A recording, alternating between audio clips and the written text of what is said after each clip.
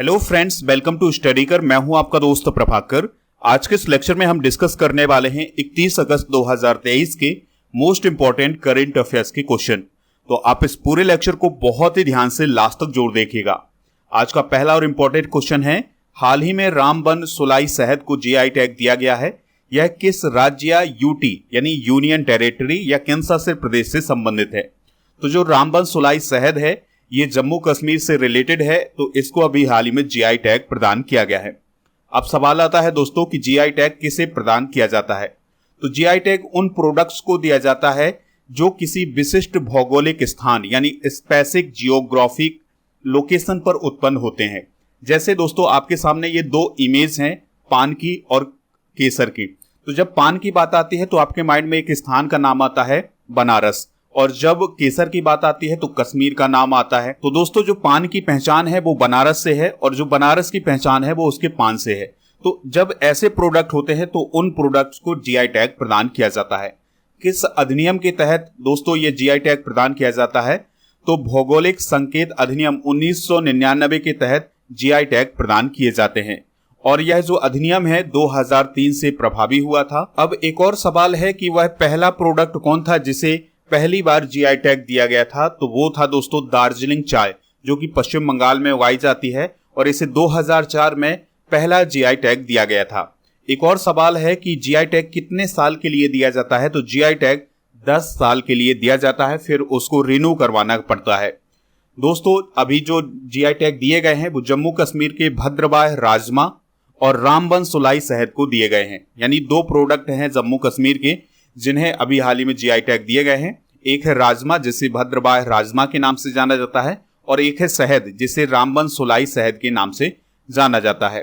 दोस्तों इन प्रोडक्ट को GI tag मिलने के बाद जो इनका एक्सपोर्ट है वो बढ़ेगा, और इनका जो मिस यूज होता है उस पर भी लगाम लगेगी। तो ये फायदा मिलने वाला है इन प्रोडक्ट को। अभी इस साल 2023 में कुछ महत्वपूर्ण जीआई टैग दिए गए हैं, बहुत सारे जीआई टैग दिए गए हैं, सबको डिस्कस नहीं करते हैं। बाकी दोस्तों कुछ इंपॉर्टेंट है जीआई टैग, उनको डिस्कस कर लेते हैं। जैसे मरचा चावल, ये किस राज्य से रिलेटेड है? बिहार से रिलेटेड है, तो इसे अभी हाल ही में जीआई टैग दिया गया है। बनारस पान, ये उत्तर प्रदेश से रिलेटेड है। बनारस लंगड़ा आम, ये भी उत्तर प्रदेश से रिलेटेड है। रामनगर भंटा जो कि एक प्रकार का बैगन है, उसे भी जीआई टैग दिया गया है 2023 में। आदम चीनी चावल, ये उत्तर प्रदेश से रिलेटेड है। अलीगढ़ ताला, ये हैंडीक्राफ्ट है एक, ये उत्तर प्रदेश से रिलेटेड है, तो इसे भी जीआई टैग दिया गया है। और बखिरा ब्रास बेयर, ये भी हैंडीक्राफ्ट है, ये उत्तर प्रदेश से रिलेटेड है। और बांदा सजर पत्थर शिल्प, दोस्तों ये भी उत्तर प्रदेश से रिलेटेड है, तो इसे भी जीआई टैग दिया गया है। दोस्तों यहाँ पर बात आई है जम्मू कश्मीर की। तो जम्मू कश्मीर 31 अक्टूबर 2019 को केंद्र शासित प्रदेश बना।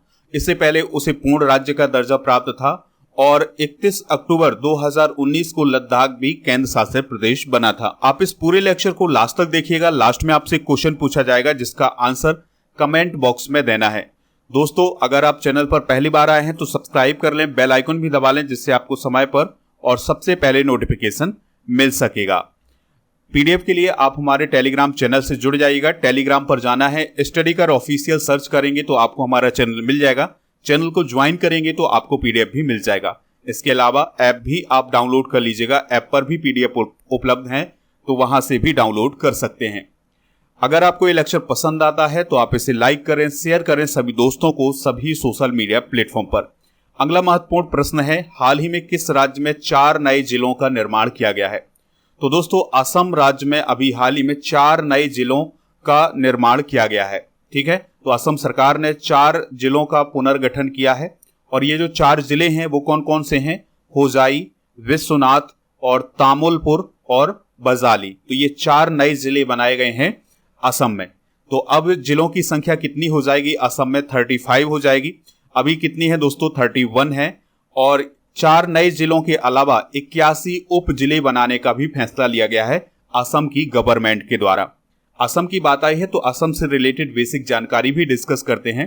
कैपिटल इसकी दिसपुर है, और यहाँ के जो चीफ मिनिस्टर हैं वो हैं हेमंत बिस्वा शर्मा, जो कि बीजेपी के हैं। राज्यपाल हैं गुलाब चंद कटारिया। गुलाब चंद कटारिया जो है राजस्थान से रिलेटेड हैं। विधानसभा की यहाँ पर 126 सीटें हैं, लोकसभा की 14 सीटें हैं, राज्यसभा की 7 सीटें हैं, और यहाँ का राजकीय पशु क्या है? भारतीय गैंडा है। अब हम असम राज्य से रिलेटेड करंट अफेयर्स डिस्कस करते हैं। तो दोस्तों असम में 23 से 25 अगस्त तक असम स्टार्टअप फेस्ट 2023 का आयोजन किया गया है। असम सरकार 1 नवंबर से पूरे राज्य में खेल महारण का आयोजन करने जा रही है। असम राज्य में आनंद विवाह अधिनियम के तहत सिख विवाह को मान्यता दी जाएगी और असम के चीफ मिनिस्टर हेमंता बिश्वा शर्मा के द्वारा अभी हाल ही में अमृत वृक्ष आंदोलन पहल शुरू की गई है। चलिए अगला क्वेश्चन डिस्कस करते हैं। गुजरात सरकार ने स्थानीय निकायों में ओबीसी को कितने प्रतिशत रिजर्वेशन का प्रस्ताव रखा है? आंसर हो जाएगा 27%। ठीक है दोस्तों, तो गुजरात सरकार ने पंचायतों, नगर पालिकाओं और नगर निगमों जैसी स्थानीय निकायों में ओबीसी के लिए 27% आरक्षण देने का फैसला किया है। तो दोस्तों पंचायतों और शहरी स्थानीय निकायों में ओबीसी के लिए जो अभी वर्तमान में आरक्षण दिया गया है वो 10% है, तो अब इसको बढ़ा करके 27% दिया जाएगा। यानी कि जो वहां पर इलेक्शन वगैरह होते हैं उसमें अब 27% रिजर्वेशन दिया जाएगा ओबीसी को। यह घोषणा गुजरात के हेल्थ मिनिस्टर हैं ऋषिकेश पटेल, तो उनके द्वारा ये घोषणा की गई है। और एक पॉइंट जरूर याद रखिएगा कि जिन क्षेत्रों में पेशा अधिनियम लागू है उन क्षेत्रों में ओबीसी को 10% ही रिजर्वेशन रहेगा। ठीक है, तो पेशा अधिनियम जो है वो आदिवासी जो क्षेत्र होते हैं वहां पर लगाया जाता है, तो जिन क्षेत्रों में पेशा अधिनियम लागू होगा वहां पर ओबीसी को 10% ही आरक्षण दिया जाएगा। गुजरात की बात करें तो इसका फॉर्मेशन हुआ था 1 मई 1960 को, तो 1 मई को गुजरात अपना स्थापना दिवस मनाता है। कैपिटल इसकी क्या है? गांधीनगर है। गवर्नर कौन है? आचार्य देवव्रत है। चीफ मिनिस्टर याद रखिएगा भूपेंद्र भाई पटेल हैं। राज्यसभा की यहाँ पर 11 सीटें हैं, लोकसभा की 26 सीटें हैं और असेंबली की जो सीटें हैं वो हैं 182। दोस्तों बात आई है गुजरात की, तो गुजरात से रिलेटेड कुछ इंपॉर्टेंट करंट अफेयर्स डिस्कस करते हैं। तो गुजरात के सूरत में द वर्ल्ड नाम का गुजरात का पहला मल्टीपर्पज हॉस्पिटैलिटी और कन्वेंशन सेंटर खोला जाएगा। गुजरात के मुख्यमंत्री भूपेंद्र पटेल ने अभी हाल ही में सिंह सूचना वेब ऐप का अनावरण किया है। गुजरात सरकार ने एक जिला एक उत्पाद यानी 1 डिस्ट्रिक्ट 1 प्रोडक्ट योजना को लागू किया है। गुजरात सरकार ने अभी हाल ही में अपनी सेमी कंडक्टर नीति का अनावरण किया है और ये जो नीति है 2022 से 2027 तक के लिए है। गुजरात के चीफ मिनिस्टर भूपेंद्र पटेल ने अंत्योदय श्रमिक सुरक्षा योजना का पायलट प्रोजेक्ट अभी हाल ही में शुरू किया है। नेक्स्ट क्वेश्चन है अफ्रीका महाद्वीप के किस देश में सेना द्वारा तख्ता पलट कर दिया गया है? आंसर हो जाएगा गैबोन। दोस्तों तख्ता पलट को हम कॉप बोलते हैं, तो अभी किस देश में कॉप हुआ है? तो ये गैबोन में हुआ है। इससे पहले बोलिविया में भी तख्ता पलट हो चुका है इसी साल, नाइजर में भी हो चुका है और दोस्तों इससे पहले एशिया महाद्वीप का एक देश है म्यांमार और भारत का पड़ोसी देश भी है, तो वहां पर भी तख्ता पलट हो चुका है। तो ये जो देश हैं दोस्तों यहाँ पर सेना का शासन चल रहा है। अब ये जो आप इमेज देख पा रहे हैं ये गैबोन की इमेज है। यहाँ पर आप सेना के जो जवान है वो देख सकते हैं और ये आम नागरिक हैं जो सेना का विरोध कर रहे हैं, तो उनको गिरफ्तार किया जा रहा है। तो कुछ इस प्रकार के हालात बने हुए हैं गैबोन में। अब गैबोन की बात आ रही है तो गैबोन के मैप को देखिएगा, ये अफ्रीका महाद्वीप है और दोस्तों यहाँ पर गैबोन की लोकेशन है। इसके जो पड़ोसी देश हैं वो है कॉन्गो और कैमरून। ठीक है, तो दोस्तों आप गैबोन की लोकेशन देख सकते हैं। गैबोन के बारे में कुछ बेसिक जानकारी डिस्कस करते हैं। तो यह पश्चिम मध्य अफ्रीका में स्थित है। कैपिटल है इसकी लिब्रेविले और यहाँ के अंतरिम राष्ट्रपति हैं ब्राइस ओलीगुई और गैबोन के जो मूल निवासी होते हैं उन्हें पिग्मी कहा जाता है। और दोस्तों यहाँ की जो ऑफिशियल लैंग्वेज है ये फ्रेंच है। दोस्तों हम समझते हैं कि ये गैबोन में स्थिति क्यों बनी। तो अभी कुछ दिनों पहले गैबोन में इलेक्शन हुए थे और राष्ट्रपति बने थे अली बोंगो। ठीक है, इसके बाद वहां की जो विपक्षी पार्टी थी उसने चुनाव में धांधली का आरोप लगाया था। उन्होंने कहा था कि वहां पर धांधली हुई है और जो अली बोंगो है वो अनलीगल तरीके से राष्ट्रपति बने हैं। इसके बाद दोस्तों अब सेना ने ये कदम उठाया है कि सेना ने सत्ता को अपने हाथ में ले लिया है। तो जो सेना के जो ऑफिसर हैं उन्होंने ये ऐलान कर दिया है कि अब सत्ता उनके हाथ में है और जो अली बोंगो हैं उन्हें हाउस अरेस्ट कर दिया गया है, उन्हें घर पर ही रखा गया है। दोस्तों जो गैबोन का इलेक्शन कमीशन है उसने ये कहा है कि जो अभी इलेक्शन हुए थे उसमें बोंगो को 2/3 के करीब वोट हासिल हुए थे। अब दोस्तों एक और यहाँ पर बहुत ही इंटरेस्टिंग बात है कि जो बोंगो हैं जो अभी वर्तमान में राष्ट्रपति थे उनका जो परिवार है वो 53 सालों से राज करता आ रहा है गैबोन पर। तो ये जो तख्ता पलट हो गया है, इससे उनके परिवार का जो शासन चला आ रहा था वो भी समाप्त हो गया है, यानी कि उसका भी अंत हो गया है। नेक्स्ट क्वेश्चन है, वित्त उद्योग परिषद के नए अध्यक्ष कौन बने हैं, यानी FIDC के नए अध्यक्ष कौन बने हैं? तो आंसर हो जाएगा उमेश रेवनकर। कौन बने हैं दोस्तों? उमेश रेवनकर। तो श्रीराम फाइनेंस लिमिटेड के वर्तमान में कार्यकारी उपाध्यक्ष उमेश रेवनकर को वित्त उद्योग परिषद यानी FIDC का नया अध्यक्ष नियुक्त किया गया है और इनका जो कार्यकाल होगा वो 2 साल का होगा। दोस्तों, वित्त उद्योग विकास परिषद की बात करें तो इसकी स्थापना 2004 में की गई थी। इसको RBI के द्वारा मान्यता प्राप्त है।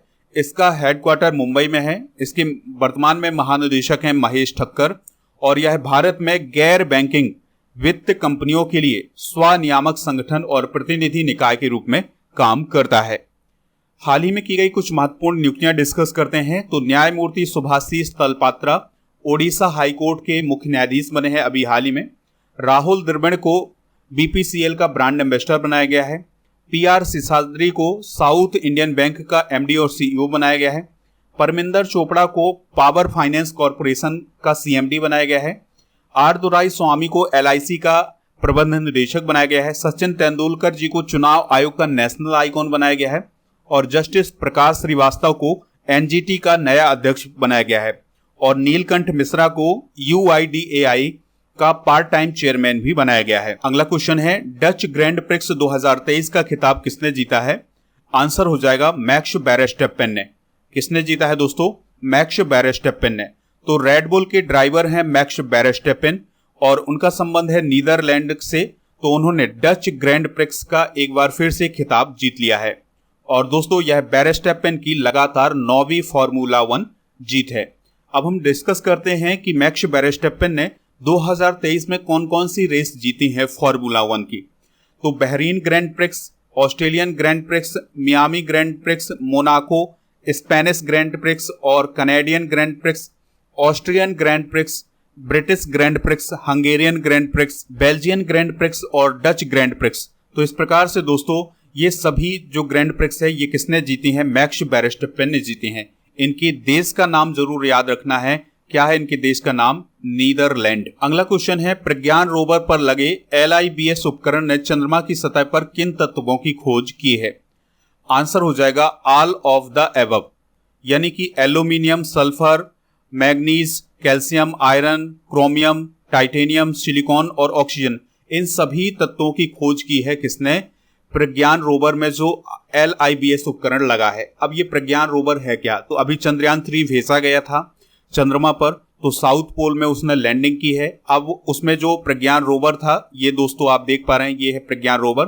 तो अब ये नई नई खोजें कर रहा है। तो उसने ये पता लगाया है कि जो चंद्रमा की सतह है उसमें aluminium, sulphur, calcium, iron, chromium, titanium, magnesium, silicon और ऑक्सीजन स्थित है। ठीक है, तो इस प्रकार से उसने इन तत्वों का पता लगाया है और ये जानकारी अभी हाल ही में इसरो को उसने सेंड की है।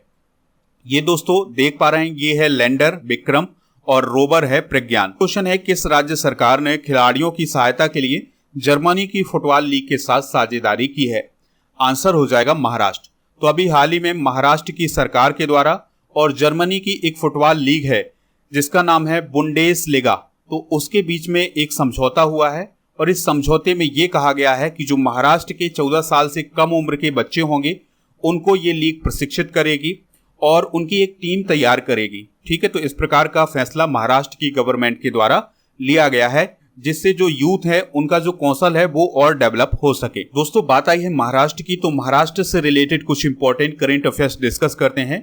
तो महाराष्ट्र सरकार के द्वारा जन्माष्टमी पर एक प्रो गोविंदा प्रतियोगिता आयोजित की जाएगी। महाराष्ट्र में अभी हाल ही में भगवान बिरसा मुंडा सड़क योजना को शुरू किया गया है। केंद्र सरकार के द्वारा अभी हाल ही में मंजूषा देशपांडे को बॉम्बे हाईकोर्ट के जज के रूप में नियुक्त किया गया है। महाराष्ट्र में महाराष्ट्रीय नागरिकों को सरकारी अस्पतालों में फ्री इलाज की सुविधा प्रदान की जाएगी, इस प्रकार का फैसला लिया गया है। नवी मुंबई जल्द ही सेप्टिक टैंक मुक्त शहर बनने वाला है और यहाँ पर दोस्तों 100% घरों में शौचालय भी बने हैं। तो 100% घरों में शौचालय वाला देश का पहला शहर भी नवी मुंबई बनने जा रहा है। तो ये है महाराष्ट्र से रिलेटेड कुछ इंपॉर्टेंट करंट अफेयर्स। महाराष्ट्र की बेसिक जानकारी की बात करें तो इसकी स्थापना 1 मई 1960 को हुई थी। मुंबई इसकी कैपिटल है। एकनाथ शिंदे यहाँ के चीफ मिनिस्टर हैं। राज्यपाल रमेश बैस हैं। विधान परिषद की 78 सीटें हैं। विधानसभा की 288 सीटें हैं। राज्यसभा की 19 और लोकसभा की 48 सीट हैं। दोस्तों, महाराष्ट्र के नेशनल पार्क कौन कौन से हैं? तो चंदौली, गोगामल, नवेगांव, संजय गांधी और ताड़ोबा अंधारी, ये सभी नेशनल पार्क महाराष्ट्र में स्थित हैं। तो ये क्वेश्चन जो है एग्जाम में बनते हैं, तो इनको आप नोट कर लें। अगला क्वेश्चन है, नागरिक उड्डयन में सहयोग बढ़ाने के लिए भारत ने किस देश के साथ समझौता किया है? आंसर हो जाएगा न्यूजीलैंड। तो दोस्तों, अभी हाल ही में न्यूजीलैंड और इंडिया के बीच में एक एग्रीमेंट हुआ है और इस एग्रीमेंट के तहत ये कहा गया है कि जो न्यूजीलैंड की एयरलाइंस होंगी वो भारत के 6 स्थानों नई दिल्ली, मुंबई, बेंगलुरु, चेन्नई, हैदराबाद और कलकत्ता से अपनी सेवाएं संचालित कर सकती हैं। इसी प्रकार से भारत की जो एयरलाइन होगी वो न्यूजीलैंड के ऑकलैंड, वेलिंगटन और क्राइस्ट चर्च से अपनी सेवाएं संचालित कर सकती हैं।